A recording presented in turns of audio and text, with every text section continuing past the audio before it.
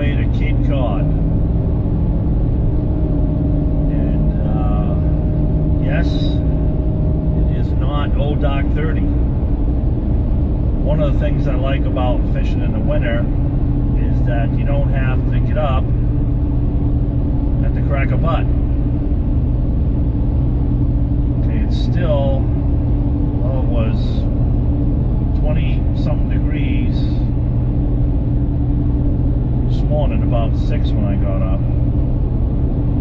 So yeah, no bueno. A little skim ice around here, but it's supposed to warm up into the mid-50s today. It might be a little cooler on the water down the Cape, but we got the right clothes for that. So yeah, it's about past 9 right here. I'm gonna fish from 10 to 2. It should be the warmest part of the day, and you know, we will call an audible if they're really biting and, you know, conditions are good, and you know, we might hang around for another hour or so. All right, fishing on Cape Cod in the winter, coming right at you.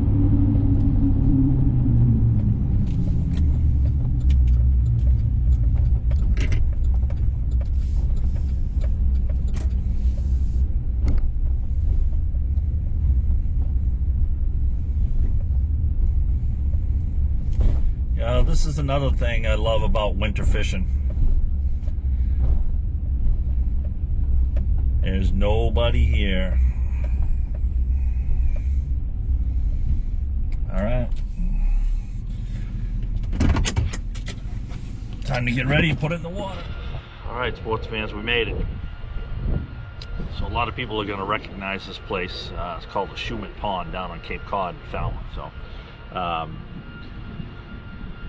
not another boat here in the parking lot, as you saw. So that's a good thing. So I just checked the water temp. It's 43.3. That's not that bad. Visibility looks pretty good.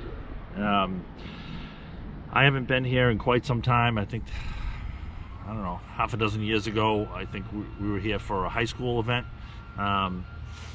in the spring, and they were spawning. Okay, so I'm basically going to just put the trolling motor down. I'm going to check the map out, see if I can locate some long extended points or some steeper drop-offs, and look and see how the wind, just a little ripple right now. I can feel the breeze, but going to check that out and get started. All right. So even though the water is cold, 43 and a half, 44 degrees, it might get up to 45 today maybe. I'm still starting off with some moving baits. All right, I still want to cover water. I still want to see what things kind of look like and shape up to be. And if that's not working a little bit later into it, then I'm going to slow down, you know, and fish a blade bait, hair jig, you know, that style of bait. But right off the bat, though, I don't want to do that. That just takes way too much time to cover water and see like the lay of the land and gauge the fish. Okay, I'd rather catch them on a crankbait or a jerkbait if I could. But if that's not working, I'm going to have to go to the more subtle baits, like a hair jig and blade bait. So I'm just basically covering water, looking for the situation to throw that stuff. But right now I'm gonna continue with you know, a reaction type bait to cover more water, crankbait, jerkbait.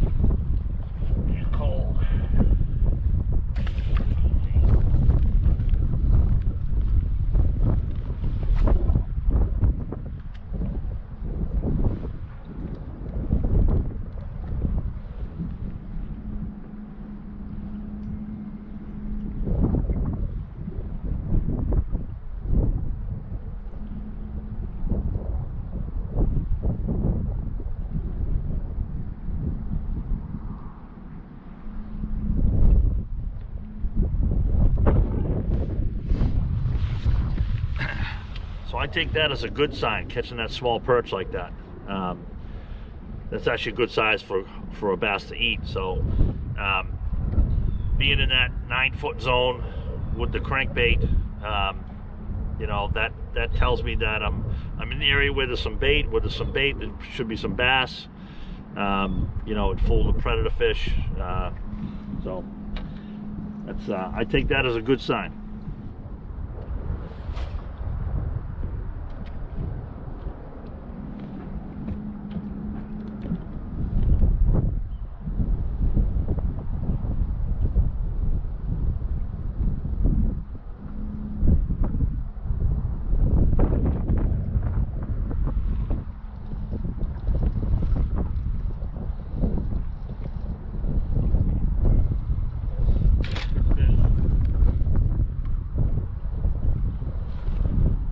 Real good fish, guys. Real good fish.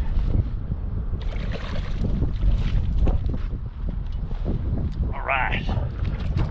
That thing, man, he felt just like a 5-gallon bucket. All right, check that out. Look at that. He's got a couple hooks in him. He tried to eat that whole thing.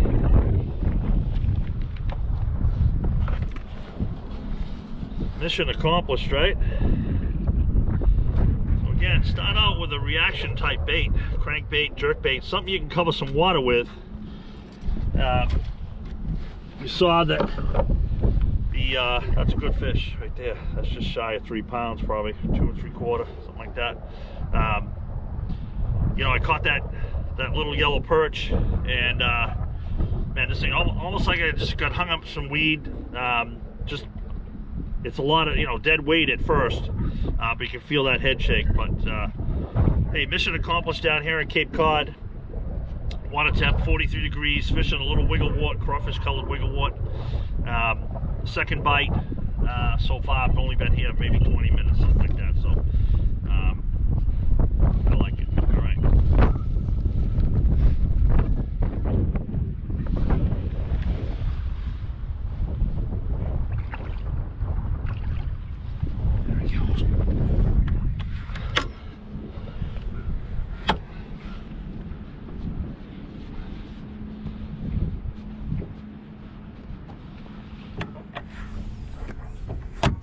Do that again.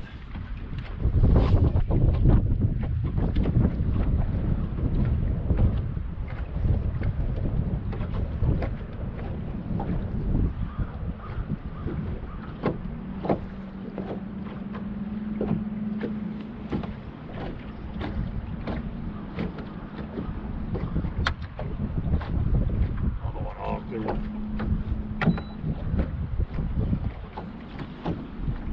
Really good one. Real good one. Oh.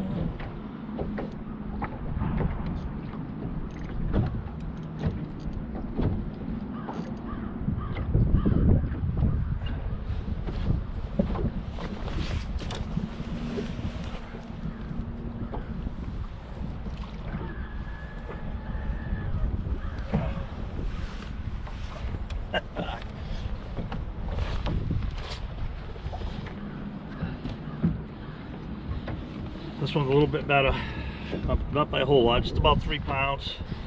You saw me spin around there and just go back, you know, we drifted off. This is just a real gradual point right here. And I was fishing in water that was 8, 9, 10 feet deep, throwing a little shallower. And where we got that first fish, so it's always a good idea to go back over the area. I was just thinking in my mind, maybe gonna show them a different look. And throw the jerkbait on it. Not that they've had time to get acclimated to it, but you know, hey, water's clear, they can see really well. So this is a good solid 3 pound fish. So second fish on that wigglewort, he ate it real good. I don't know if you saw, but basically pulling the crankbait along, right? I could feel the bottom, you know, tick, tick, you know, tick, hit the rocks, and all of a sudden slack. Literally knocked slack in the line, couldn't feel the bait at all. And even though I haven't fished in several weeks, just, you know, just basically instinct, just see, you know, just set into whatever, you know. Could have been nothing, but it was this guy who ate it really well, so pretty happy with that for sure. Maybe get out of the sun here.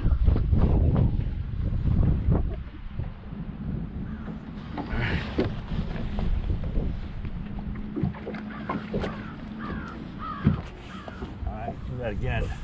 It's not much here, really. It's not much, but it goes from 8-9 feet, slides into like 12 to 14. Certainly not a steep drop, but it's enough for these fish, you know, to hold on. You know, wind's coming across them like this. You know, I'm just kind of evaluating everything here, right off the top of my head. You know, so we'll see if we can do that again. Now, what I'll do is I'm going to fish this area a bit with the crankbait. Probably throw the jerk bait, and then I'll probably go ahead and try to finesse a little bit, because I know there's some fish here because of the bait, and obviously we just got 2 good fish. You know, that's when I'll probably try to throw like the hair jig, you know, some other bait. Just try to catch as many of the fish that are on this deal as possible.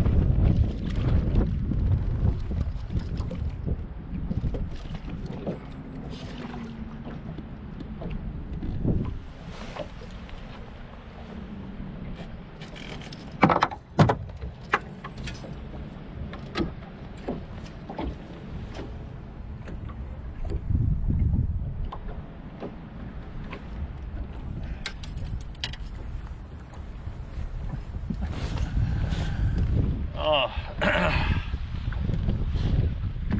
glad you couldn't witness that landing. Horrible.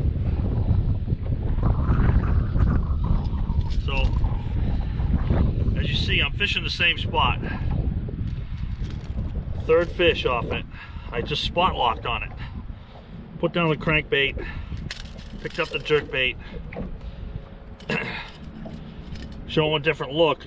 You know, not that I didn't cover every square inch, okay, but with the water that clear, and with the basically the energy level of these fish, I mean, it's 43.5 degrees, so you know, I'm a little bit surprised, but anyway, I was on jerkbait fish. That's a Berkeley stunner and like a gold back, you know, translucent belly. Boom, just knocked slack in it, just like that last fish with the wiggle wart. So this isn't quite, this is about a 2-pounder, not quite as big as the other two, but hey, I'll take it. It goes to show, you always want to, we catch a fish, you catch a bait fish, you catch a fish, you're around fish. Where there's one, there's more, and you definitely want to slow down and fish it with as many different baits as you possibly can. All right, let's let him go.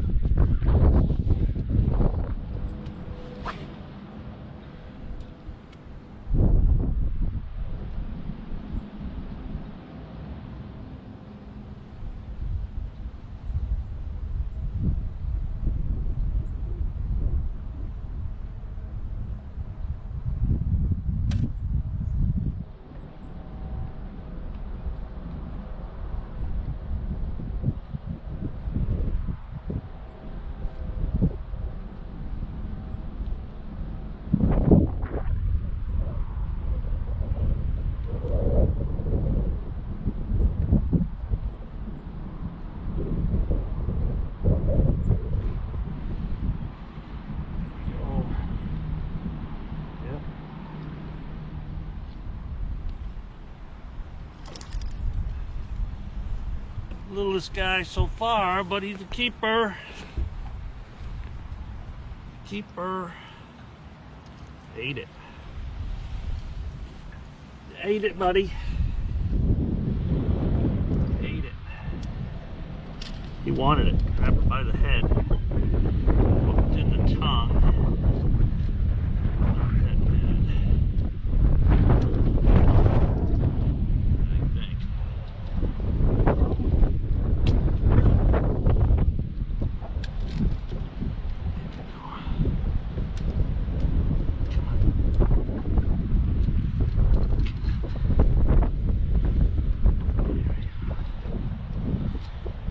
They can't get in. There we go.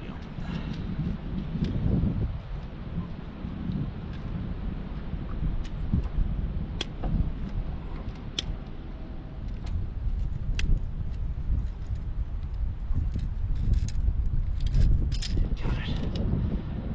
Got me. Almost. He ate it.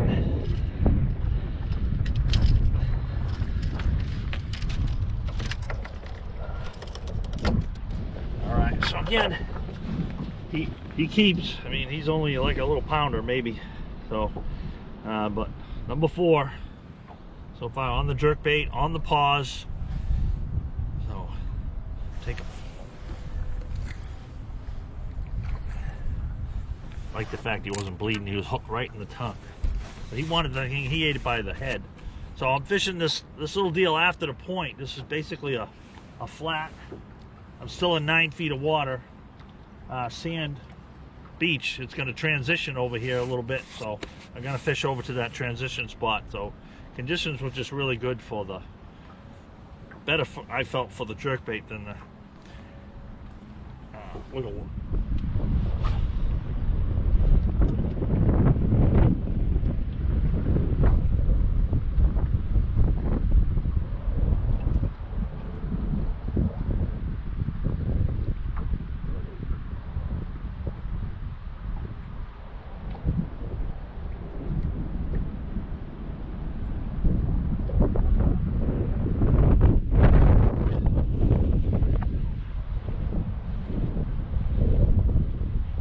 Almost want to jump.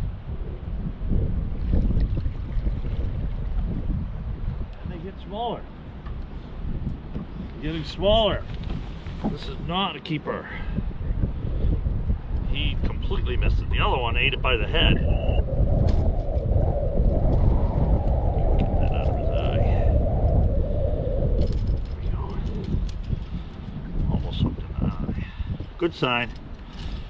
Little fish tank bass, as I call them. Ate it the same as the others. On the pause, I had this wind started blowing me, and I couldn't pause the bait like I needed to, so I had to cast more forward. You know, check out the other end of the lake, so I could. The wind's not bad, but it's difficult when you're trying to allow slack in your line for the jerkbait, and also fishing a little 1/8 ounce hair jig. You know, with braid, you know, this wind, it's pushing the rod, it's dragging the line, it's difficult to feel, which is extremely important in watching the line at this time of year. All of those fish threw slack in the line, and I saw that. So, so we're just going to go to a place. It's not a tournament, so we're just going to go to a place where I can present the bait better and control it better. That's all. Out here to have fun. So some of you are probably asking, why am I moving? And I get that question a lot, and realize that this was an opportunity to talk about it, say a couple things about the decision for me to move, why I made it. So, you know, took 3 fish off this little nothing, okay? That's one part of the equation. The other one, when I ran that string bait, every angle, okay, parallel, 90, back from the opposite direction, okay, I just scoured the bottom of the crankbait, caught 2 fish on it, refished it with the jerkbait, caught another fish on it that was a 2-pounder, the smallest fish of the 3.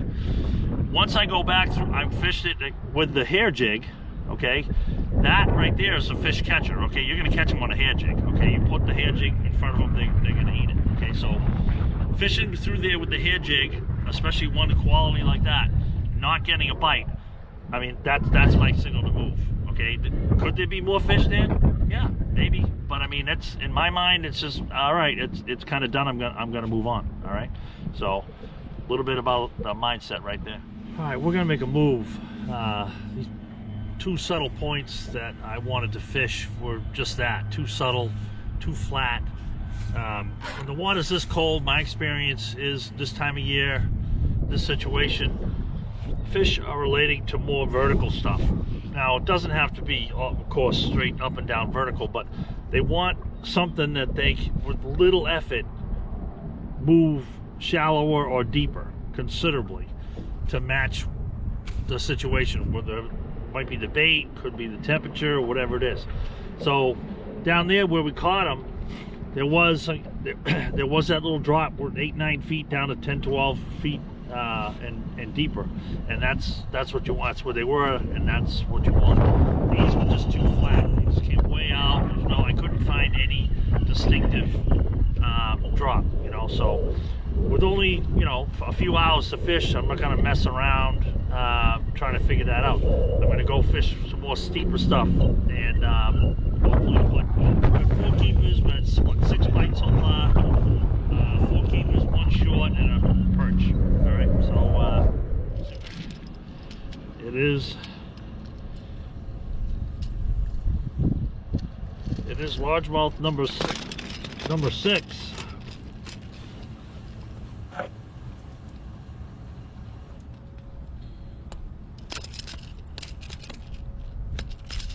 That's why you've got to be careful.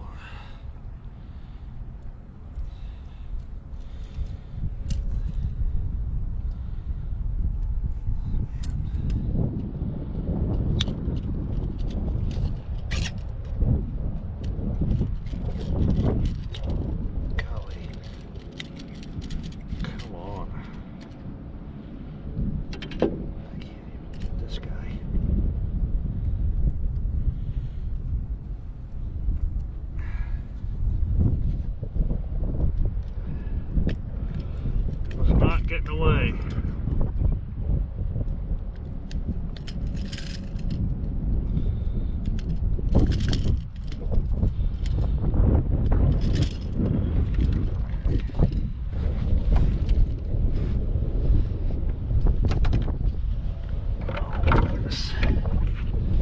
Struggle.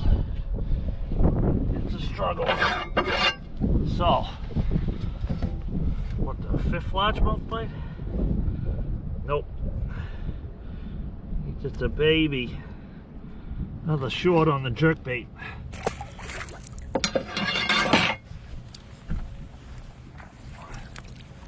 Three smallest fish on the jerkbait. Only 11.5. So,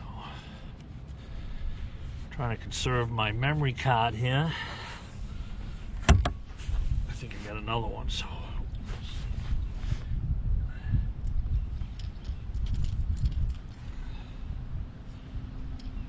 Like a trout at first. He was in the trout hole. Obviously want to get 5 keepers. But we're gonna fish till 2, so we're coming up on about 20 minutes or so, half hour maybe, till 2. So we'll see what we can do.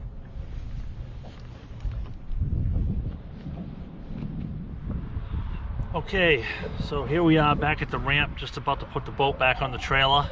I said I was going to fish for 4 hours, from 10 to 2, and that's what it is right now. It's 2. So what we ended up with was 6 bites, 6 largemouth bites, many trout, 1 perch that kind of put me in the right place and onto what the fish were doing and where they were at that time. So had 4 keepers for, let's see, 3, 8, maybe 8.5 pounds, something like that. Yeah, 3, 6, 8, 7.5. Yeah, maybe, yeah, 7.5, 8 pounds, something like that, if I had to guess. 3, 2 3/4, or 2, and maybe a pound or so. Several shorts. So all in all, pretty happy with the day. Would have liked to get 5, you know, a limit, and it was weird coming up to 2 o'clock. It was that same sensation that you have during a tournament. You know, it's like, man, I gotta get 5. You're grinding, you know, you're grinding. But might come back down tomorrow, maybe fish a different lake. So there you have, you saw pretty much everything. They came on the wigglewort, crawfish colored wigglewort, and a stunner jerkbait, gold back. Fished a little bit of the hair jig. It was a little breezy and the boat position wasn't quite right for it, but yeah, so I appreciate you watching and tagging along, and we'll do it all over again tomorrow possibly, and I'll bring you that as well. So gonna put this together in a longer video for YouTube, and kind of grab some of the highlights as well, you know, for reels and shorts and stuff. So again, Mark Burgess, Big East Bass Fishing, thank you so much for watching, and stay tuned for more.